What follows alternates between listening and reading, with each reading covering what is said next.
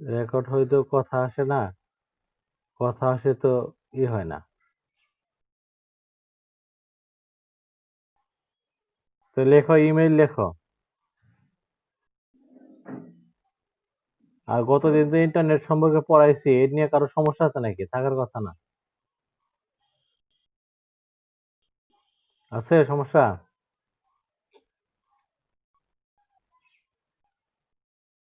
তাও কথা বলবে না? এ তোমরা সবাই মিউট নাকি? হ্যাঁ না কিছু একটা বলো। আচ্ছা দেখো, ইমেল পড়ার আগে খেয়াল রাখো যে আমরা এই যে চিঠি চিঠি পাঠানোর ইংরেজি কি বলি? চিঠির ইংরেজি কি? লেটার, হ্যাঁ। এই শব্দটা আমাদের কাছে বেশি প্রচলিত। চিঠি মানে হলো লেটার। ঠিক আছে? যদি তোমরা সিনোনিম পড়ো, তো সেরকম লেটারের একটা সিনোনিম আছে, সেটা হলো কি? মেইল। বুঝতে পারছো? তাহলে লেটার আর হলো মেইল মূলত কি একই জিনিস, তাই না? আচ্ছা, এখন দেখো, এই মেইল বা লেটার যাই বলি না কেন, এখন যতটা আপডেট হয়েছে, আগে কিন্তু এত আপডেট ছিল না। আগে কেমন ছিল? তোমরা মনে হয় এই কবিতাটা পড়ো নি, আমরা একটা কবিতা পড়তাম, ডাক হরকরা। তোমরা কি কবিতাটা পড়ছো? এই সিট, আচ্ছা ঠিক আছে, রানারে আছে, যাই থাক যেখানে থাক, এরকম মানে ডাক পাঠানো, চিঠি পাঠানো নিয়ে একটা কবিতা। তো ওই কবিতা দিয়ে আগের আমলে কিভাবে চিঠি পাঠানো হতো সেটা একটা পরিচয় পাওয়া যায়। কিভাবে চিঠি পাঠানো হতো? এই শহরে মনে করো যত নির্দিষ্ট একটা অফিস বা বক্স থাকতো, সেই বক্সে গিয়ে মানুষজন চিঠি রেখে আসতো। হ্যাঁ, রেখে আসলে সারাদিন চিঠি জমা হতো। রাত্রে বেলা কোনো একজন নির্দিষ্ট লোক, পিয়ন আর কি যাকে বলি আমরা, হ্যাঁ, বা রানার, সে করতো কি ওই চিঠির সবগুলো একটা বস্তার ভিতরে ভরে নিয়ে সারা রাত হেঁটে সে অন্য শহরে নিয়ে দিয়ে আসতো। বুঝতে পারছো? তো কিভাবে চিঠি পাঠানো হতো? একত্র করে সারা রাত হেঁটে অন্য শহরে নিয়ে কি করতো? দিয়ে আসতো। আর তখন তো ছিল না, ওই তোমার এত উন্নত রাস্তাঘাটও ছিল না, এত উন্নত বিদ্যুৎও ছিল না, বাতিও ছিল না, টর্চ লাইট ছিল না। তখন সে হাতে একটা হারিকেন নিয়ে, সে আর একটা লাঠি নিয়ে, হ্যাঁ, তারপরে সে সারা রাত হেঁটে অন্য শহরে গিয়ে চিঠি কি করতো? দিয়ে আসতো। আবার ওই শহর থেকে চিঠি নিয়ে আসতো। কথা কি বুঝছো? হ্যালো? হুম। কিন্তু ওইটা তো অনেক অনেক লেন্দি ছিল, অনেক মানে কি কয়, ধীর গতির প্রক্রিয়া ছিল। এমনও হয়েছে যে একজনের চিঠি 4 বছর, 4 বছর 5 বছর পরে গিয়ে পৌঁছাইছে, মৃত্যুর পরে গিয়ে চিঠি পাওয়া গেছে। এরকম অনেক ঘটনা আছে, বুঝছো? হ্যাঁ। তো ওই ওই ব্যবস্থা থেকে আপডেট করে কি ব্যবস্থা হলো? সেই ব্যবস্থাটা হলো যে কি, তোমার পোস্ট অফিস চালু হলো। পোস্ট অফিসে নিয়ে মানুষ চিঠি প্রেরণ করে আসে, পরে সেই চিঠি গাড়িতে করে অন্য শহরে চলে যায়, আবার বিমানে করে অন্য দেশে চলে যায়। এরকম করে চিঠি যাইতো। বুঝতে পারছো? হ্যাঁ, যেমন মনে করো যে গ্রামে আগে যখন নতুন নতুন ওই যে মানুষ বিদেশি প্রচলন চালু হলো, তখন গ্রামে দেখা যেত যে একটু গ্রামে শিক্ষিত লোক, তার কাছে চিঠি লেখানোর জন্য অন্যরা লাইন দিত যে আমাকে একটা চিঠি লিখে দাও। বুঝছো? তারপরে বিদেশে ছেলে সন্তান স্বামী যার কাছে আছে তার কাছে পাঠিয়ে দিত। তো এরকম ছিল চিঠি পাঠানোর সিস্টেম। কিন্তু এখন সেই সিস্টেম আপডেট হয়ে কি হয়েছে? কম্পিউটারের মাধ্যমে কি, হ্যাঁ কম্পিউটারের মাধ্যমে, ইমেল বাদ দাও, কম্পিউটারের মাধ্যমে এখন আমরা ইন্টারনেট ব্যবহার করে কম্পিউটারের মাধ্যমে কি করি? চিঠি লিখে থাকি। যেমন এই যে তোমাদেরকে এখন লিখতেছি আমি, এটাও কিন্তু এক ধরনের চিঠি, তাই না? তো এখানে আমরা কি প্রযুক্তি ব্যবহার করছি? ইন্টারনেট ব্যবহার করে কম্পিউটারের মাধ্যমে বা মোবাইলের মাধ্যমে এক মোবাইল থেকে আরেক জায়গায় কি করতেছি? প্রেরণ করতেছি। এই যে এই যে দেখো আগে চিঠি পাঠানো হতো হাতে হাতে, তারপরে চিঠি পাঠানো হলো গাড়িতে বা বিমানে, আর এখন চিঠি পাঠানো হয় কি ইন্টারনেট ব্যবহার করে, কম্পিউটার থেকে কম্পিউটারে। বুঝতে পারছো? এই যে ইন্টারনেট ব্যবহার করে চিঠি পাঠানো, এইটাকেই সংক্ষেপে আমরা কি লিখছি? ইমেইল। ইমেইল মানে হলো ইলেকট্রনিক মেইল। বুঝতে পারছো? তাহলে ইমেল জিনিসটা কি বুঝছি আমরা? ইমেল আসলে চিঠি পাঠানো, যে চিঠি ইন্টারনেট ব্যবহার করে কম্পিউটারের মাধ্যমে পাঠানো হয়, সেটাই হলো তোমার কি ইমেইল। ঠিক আছে? আচ্ছা, এখন এটা একটু বর্ণনা এখানে আছে, তোমরা এখান থেকে লেখো, এই যে লাইনটা লেখো, তাহলে এই যে উপরে 2 লাইন, ইমেইল হলো ইলেকট্রনিক মেইল এর সংক্ষিপ্ত রূপ। এর কাজ হচ্ছে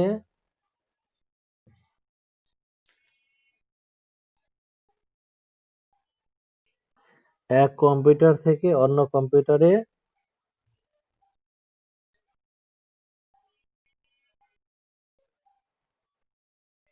এক কম্পিউটার থেকে অন্য কম্পিউটারে ফ্যাক্স মেশিনে তথ্য পাঠানো।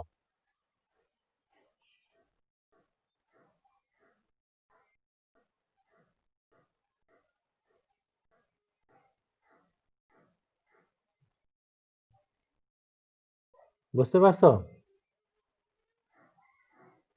স্মরণীপাল পড়ো, কি লিখছো?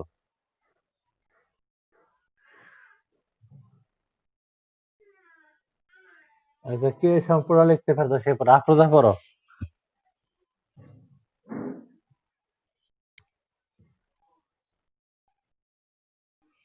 লাইনই তো 2টা, লাস্টে একটু বাদ থাকলে থাকে কি?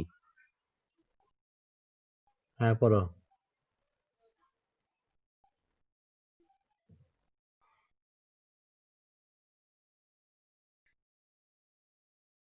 তথ্য পাঠানো বা চিঠি পাঠানো লিখে দাও, তথ্য পাঠানো বা চিঠি পাঠানো। তারপরে দেখো 1971 সালে প্রথম মেইল পাঠানো হয়। প্রথম ইমেইল, দেখো প্রথম ইমেইল পাঠানো হয় 1971 সালের প্রথম ইমেইল পাঠানো হয়। লিখেছ? হ্যাঁ, এই প্রথম ইমেইল পাঠানো হয় এবং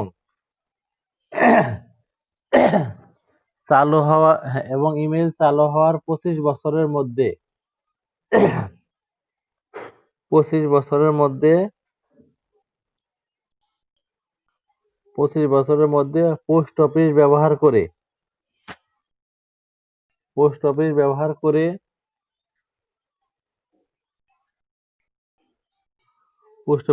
করে চিঠি পাঠানোর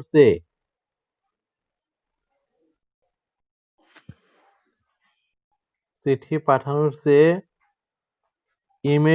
ইমেইলের সংখ্যা বেশি হয়ে যায়।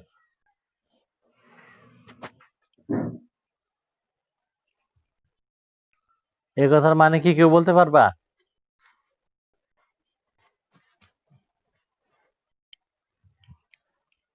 এ কথার মানে হলো, প্রথম যখন 1971 সালে ইমেইল চালু হলো, তখন তো সবাই কি করতো না, ইমেইল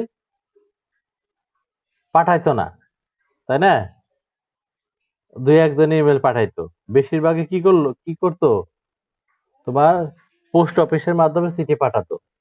কিন্তু আস্তে আস্তে ইমেইল ব্যবহারকারীর সংখ্যা বাড়তে থাকে, বাড়তে বাড়তে 25 বছর পরে দেখা গেল যতজন মানুষ পোস্ট অফিসে চিঠি পাঠায়, ইমেইলে তার চেয়ে কি বেশি সংখ্যক মানুষ চিঠি পাঠাতে থাকে। এটার মানে এটা। বুঝতে পারছো? আচ্ছা, তারপরে লেখো, লেখো চিঠি পাঠানোর জন্য যেরকম ঠিকানা, প্রেরক এবং প্রাপকের ঠিকানা জরুরি, বা ঠিকানা প্রয়োজন এটা লেখো। চিঠি পাঠানোর জন্য যেমন প্রেরক এবং প্রাপকের ঠিকানা প্রয়োজন, ঠিক তেমনি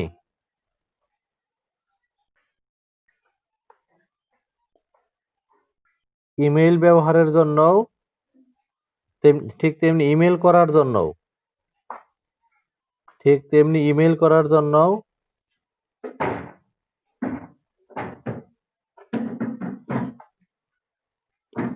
ঠিক তেমনি ইমেইল করার জন্য ব্যবহারকারীর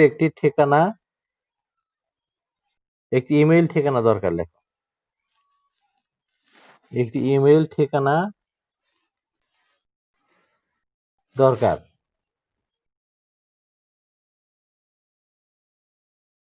লিখেছো? লেখো ইমেইল ঠিকানার দুইটি অংশ থাকে। ইমেইল ঠিকানার দুইটি অংশ থাকে।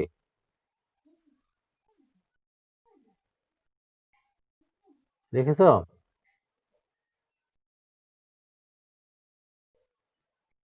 হ্যাঁ, এবং এটি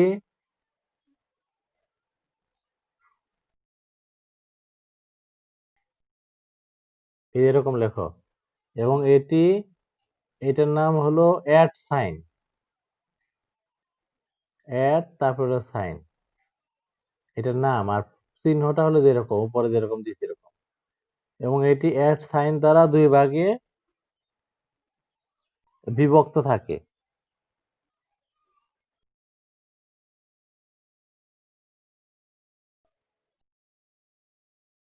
লিখেছো?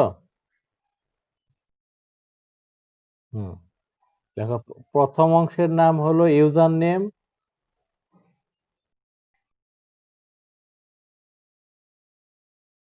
এবং দ্বিতীয় অংশের নাম হলো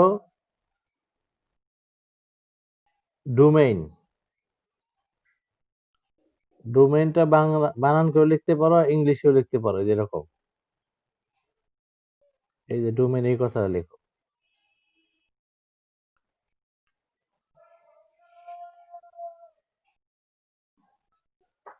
লিখছো? হুম, লেখো অর্থাৎ user name at sign domain, এভাবে লেখো। অর্থাৎ user name at sign domain.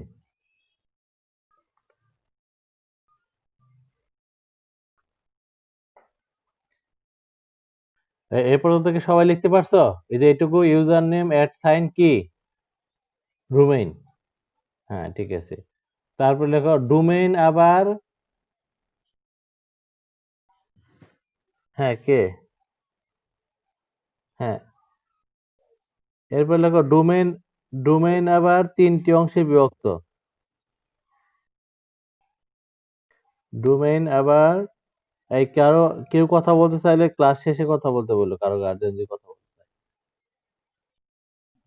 লেখো ডোমেইন আবার তিনটি অংশে বিভক্ত। লিখেছো?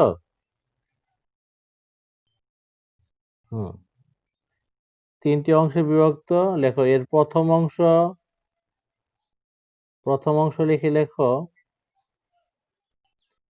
প্রথম অংশ এভাবে লিখবে। প্রথম অংশ সমান হলো হোস্ট মেশিন। হোস্ট ইংলিশে লিখতে পারো, বাংলায় লিখতে পারো। Host machine. দ্বিতীয় অংশ লিখে লেখো প্রতিষ্ঠানের ধরন।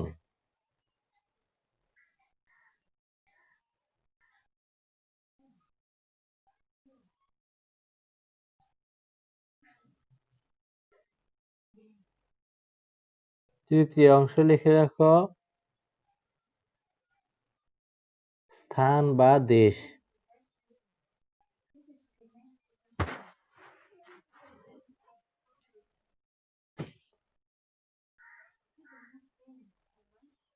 প্রিয়ন্তি পড়ো, ডোমেইনের কয়টা অংশ? হুম,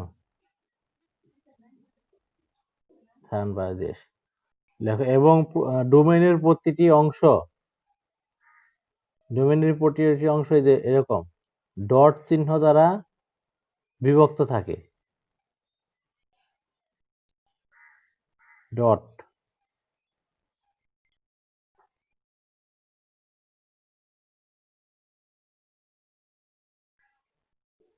লিখছ?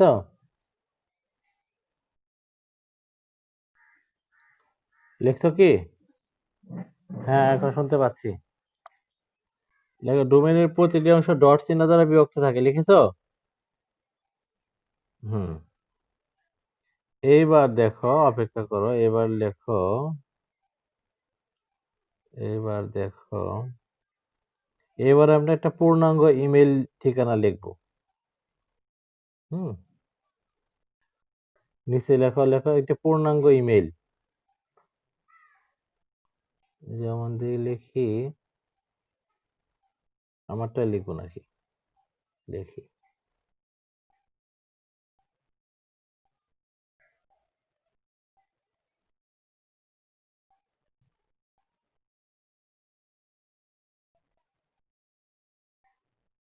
এটুকু হলো, পুরাটা হলো আমার এই ইউজার নেম। হ্যাঁ, আচ্ছা সংক্ষিপ্ত করে লিখি, এতটা না লিখি, এক লাইনে যাতে লেখা যায় এরকম একটা কিছু লিখলাম। তারপরে এখানে কি দিলাম আমরা, অ্যাট সাইন। তারপরে এখানে কি দিলাম, জিমেইল। তারপরে কি দিলাম, ডট কম, তাই না? তারপরে দিলাম হলো বিডি, যেটা সাধারণত দেই না, তারপরেও এটা পূর্ণাঙ্গ লিখলে এভাবে লিখতে হবে, ডট কম, তারপরে কি, বিডি। তো দেখো তোমরা এরকম একটা কিছু লেখো, এই যে অ্যাট সাইনের আগের টুকু এটুকু হলো ইউজার নেম, আর এই যে পরের যেটুকু আছে পুরাটা হলো কি, ডোমেইন। ডোমেইনের দেখো কয়টা অংশ, এই যেটুকু হলো হোস্ট মেশিন, সবুজ কালার এটুকু হলো প্রতিষ্ঠানের ধরন, আর লাস্টে যে আহ, হলুদ কালার দিলাম, এটা হলো তোমার কি, দেশের স্থান বা দেশ। পুরা তোমরা এরকম একটা লেখো আগে।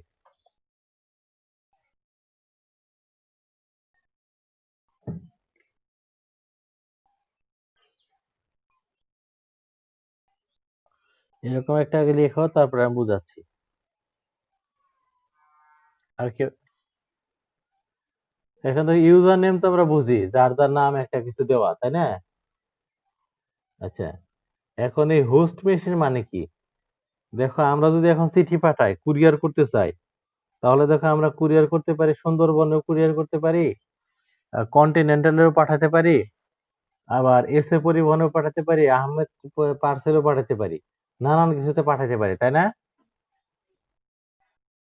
হ্যাঁ, ঠিক তেমনি আমরা ইন্টারনেটেও এরকম বিভিন্ন মেশিন আছে, বিভিন্ন কোম্পানি আছে, যে আমি কোন কোম্পানির ব্যবহার করে ইমেলটা পাঠাবো। হয় জিমেইলের করে পাঠাতে পারি, ইয়াহুটা পাঠাতে পারি, হটমেইলটা ব্যবহার করতে পারি। অর্থাৎ দৈনন্দিন জীবনে আমরা যেরকম বিভিন্ন ভিন্ন বিভিন্ন বিভিন্ন ভিন্ন ভিন্ন সোর্স ব্যবহার করে চিঠি পাঠাতে পারি, ভিন্ন ভিন্ন কোম্পানি দিয়ে, লোক দিয়ে, ঠিক তেমনি ইন্টারনেটেও এরকম বিভিন্ন কোম্পানি আছে। বুঝতে পারছো? সেইটাই হলো কি মেশিন, হোস্ট মেশিন। তো ওই জিমেইলের জায়গায় তোমরা কেউ ইয়াহু লিখতে পারো, কেউ হটমেইল লিখতে পারো, আবার তোমরা নিজেরা কেউ যদি কোনো হোস্ট মেশিন আবিষ্কার করো, সেইটাও এখানে বসিয়ে দিতে পারবা। ঠিক আছে? আচ্ছা, তারপরে দেখো আমরা কি, তারপরে কি লিখছি, ডট কম। মানে এটা কি ধরনের প্রতিষ্ঠান? এটা হলো কমার্শিয়াল, মানে বাণিজ্যিক প্রতিষ্ঠান। সে বাণিজ্যিক প্রতিষ্ঠানের সংক্ষেপে আমরা কি লিখছি, কম। ডট, মানে কমার্শিয়ালের সংক্ষিপ্ত রূপ হলো কম। যদি এটা সরকারি প্রতিষ্ঠান হতো তাহলে লিখতাম জিউবি, মানে গভর্নমেন্ট প্রতিষ্ঠান। যদি শিক্ষামূলক প্রতিষ্ঠান হতো তাহলে লিখতাম কি, ইডিইউ। বুঝতে পারছো? আচ্ছা, আর লাস্টে আমরা কি লিখছি, বিডি। বিডি মানে হলো সংক্ষেপে কি বুঝাইছে, বাংলাদেশ। এখন দেখো এই যে প্রতিষ্ঠানের ধরন কয় রকম হতে পারে, সেটার একটা লিস্ট এখানে আছে, তোমাদের দেখাচ্ছি। হয়ে গেল। এই যে দেখো, প্রতিষ্ঠানের ধরন, এই যে প্রতিষ্ঠানের ধরন কম দিয়ে বোঝাবে কি, বাণিজ্যিক বা কমার্শিয়াল প্রতিষ্ঠান, বুঝছো? আর ও আর জি দিয়ে বোঝাবে কি, অবাণিজ্যিক বা জনহিতকর প্রতিষ্ঠান, অর্গানাইজেশন বোঝাবে। জিইউবি দিয়ে বোঝাবে সরকারি প্রতিষ্ঠান। যদি ইডি ইউ দেয় তাহলে বোঝাবে শিক্ষামূলক। এম এমআইএল দিলে বোঝাবে সামরিক। এনইটি দিলে বোঝাবে নেটওয়ার্ক। আর আইএনটি দিলে বোঝাবে কি, আন্তর্জাতিক প্রতিষ্ঠান। তাহলে আমরা ওই যে যেখানে আমি কম লিখছি সেখানে প্রতিষ্ঠানের ধরন অনুসারে এগুলার যে কোনো একটা কি বসবে, বুঝছো? আচ্ছা, আর আমরা আমাদের দেশের সংক্ষিপ্ত রূপ লিখছি কি, বিডি। কিন্তু যারা যুক্তরাজ্যে তারা লেখে ইউকে, যারা আমেরিকা তারা লেখে ইউএস। মানে কোন দেশ কি লেখে তার একটা নমুনা এখানে কি দেওয়া আছে, বুঝতে পারছো? তাহলে আমরা যেখানে বিডি লিখছি সেখানে বিভিন্ন দেশের লোকজন তার দেশের যে সেটা লিখবে। ওকে, তাহলে আমরা ইমেল কি, ইমেলের কয়টা অংশ, ইমেল কিভাবে লিখতে হয়, ইমেল কিভাবে করতে হয়, সবকিছু পড়লাম। পারবো এবার? আচ্ছা, এখানে একটা গুরুত্বপূর্ণ কথা বাদ পড়ে গেছে, সেটা হলো দেখো যে অ্যাট সাইন, স্টার চিহ্ন দিয়ে লিখে রাখো। এই অ্যাট সাইন 1972 সালে চালু হয়। মানে প্রথম যে ইমেল পাঠানো হয়েছিল সেটাতে অ্যাট সাইন ছিল না। এই অ্যাট সাইন সংযোজন হয়েছে কত সালে? 1972 সালে।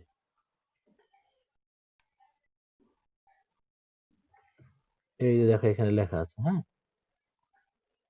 ইমেল সংযোজন হয়েছে 1972 সালে। আচ্ছা, এরপরে দেখো ইমেইলের সাথে সম্পৃক্ত আরো কিছু ঘটনা আছে। কি কি? যেমন সিসি। সিসি মানে হলো কার্বন কপি। যদি তুমি ইমেইলের সাথে কোনো কিছু কপি করে দিতে চাও, হুবহু, তাহলে সেখানে সিসি বা অপশন থাকে। সেই সিসি করে দিলেই তোমার কি হয়ে যাবে, পুরাটা কপি হয়ে যাবে। অথবা বোঝায় যে সিসি মানে হলো কার্বন কপি। আচ্ছা, আরো কিছু টার্ম আছে, সেটা কি টার্ম? দেখো যে বিসিসি। বিসিসি হলো যে কি বোঝাইছে, ব্লাইন্ড কার্বন কপি। আচ্ছা, এটা মানে কি, একটু রিডিং এখান থেকে পড়ে নিবা যে কিভাবে ব্লাইন্ড কার্বন কপি দেওয়া কি বোঝাইছে। অ্যাটাচমেন্ট, এটাও একটা পরিচিত টার্ম। এখানে আমি অ্যাটাচমেন্ট করা বলতে কি বোঝাচ্ছি। অ্যাটাচমেন্ট ইমেল মেসেজের অংশ বিশেষ একটি আলাদা ফাইল বা ফাইলের সাথে সংযুক্ত করে পাঠানো হলে তাকে বলা হয় অ্যাটাচমেন্ট। মানে তুমি একটা ইমেল করছো, তার সাথে আরেকটা কি করবা, ফাইল পাঠাবা, তো ওইটাকে বলা হচ্ছে কি, অ্যাটাচমেন্ট। আর যদি অনাকাঙ্ক্ষিত কোনো ইমেল তোমার কাছে আসে, জমা হয়, সেটাকে বলা হয় স্পাম। আর কিছু হোস্ট মেশিনের ঠিকানা এখানে দেওয়া আছে, যে আমরা এই হোস্ট মেশিন হিসেবে এগুলো ব্যবহার করতে পারি। ঠিক আছে, তাহলে এই হলো তোমাদের বইয়ের আলোকে ইমেইলের বিস্তারিত পড়ানো। আর তোমরা যে আরো কিছু পড়তে চাও, এই যে এখানে 3টা পেজ দিয়ে রাখছি, এখানেও মোটামুটি সহজ ভাষায় লেখা আছে। তোমরা নিজেরা পড়লে অনেক কিছু বুঝবা, এখান থেকে পড়ে নিতে পারবা। আর এখান থেকে পড়ো বা না পড়ো, আমি যেটুকু লিখে দিলাম এইটুকু অন্তত ভালো করে পড়বা। ঠিক আছে? আচ্ছা, এবার তোমরা তোমাদের বইয়ের 385 পৃষ্ঠা বের করো। 84, 85।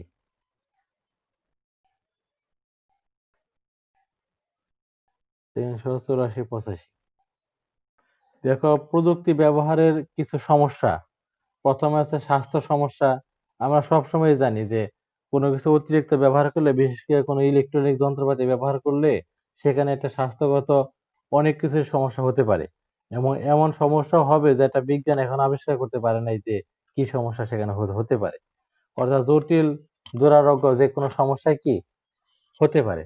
অর্থাৎ প্রাকৃতিক কোনো কিছু ছাড়া, ন্যাচারাল কোনো কিছু ছাড়া, এই যান্ত্রিক যে কোনো কিছু ব্যবহার করলে যে কোনো সমস্যাই হতে পারে। বুঝতে পারছো? এটা হলো স্বাস্থ্য সমস্যা। এই জন্য কি করতে হবে, ওই যে 385 পৃষ্ঠায় দেখো লেখা আছে যে 5 মিনিটের পর পর বিশ্রাম নিতে হবে। তারপরে কম্পিউটারকে স্ক্রিন থেকে 50 থেকে 60 সেন্টিমিটার দূরে রাখতে হবে। 10 মিনিট পর পর অন্যদিকে তাকাতে হবে, কিছুর দিকে। এগুলো হলো মোটামুটি একটা প্রতিরোধমূলক ব্যবস্থা। বুঝতে পারছো? আচ্ছা, তারপরে আবার মানসিক সমস্যা হতে পারে। মানসিক সমস্যা কি? অনেক টেনশন করা বা চিন্তা লাগা, মেজাজ খিটখিটে হওয়া, এরকম নানান সমস্যা হয়ে যেতে পারে। তো এটা তোমরা পড়লে বুঝতে পারবা। তো রিডিং পড়ে নেবা, হ্যাঁ? আচ্ছা, এরপরে তোমাদের যেটা পড়তে হবে, দেখো তোমাদের বইতে ৩টা সৃজনশীল প্রশ্ন আছে। ১, ২, ৩। এই ৩টা সৃজনশীল প্রশ্ন পড়তে হবে। বুঝছো? হ্যাঁ, এর মধ্যে দেখো ১ নম্বর সৃজনশীল প্রশ্নে যেটা আছে, যোগাযোগ যন্ত্র হিসেবে টেলিভিশন এবং রেডিওর কার্যকারিতা বিশ্লেষণ এবং তুলনা করো। মানে কোনটা বেশি কার্যকর আর কোনটা বেশি সুবিধা অসুবিধা, এই জিনিসটা পড়তে বেশি ভালো করে পড়তে হবে। আর একটা কমন প্রশ্ন আসে, লিখে রাখো স্টার চিহ্ন দিয়ে এখানেই, যে দৈনন্দিন জীবনে প্রযুক্তির প্রভাব ব্যাখ্যা করো।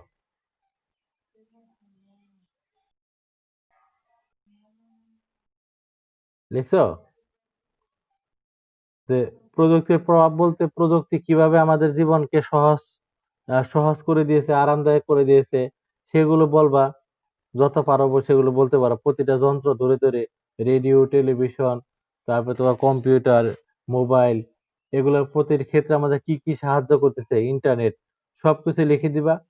লাস্টে আবার কি লিখবা, যে এগুলা আবার উল্টাপাল্টা ব্যবহার করলে অনেক ক্ষতিও আছে। যেমন তোমার এখানে কিছু ক্ষতি উল্লেখ করে দিয়েছে, ওগুলো উল্লেখ করবা।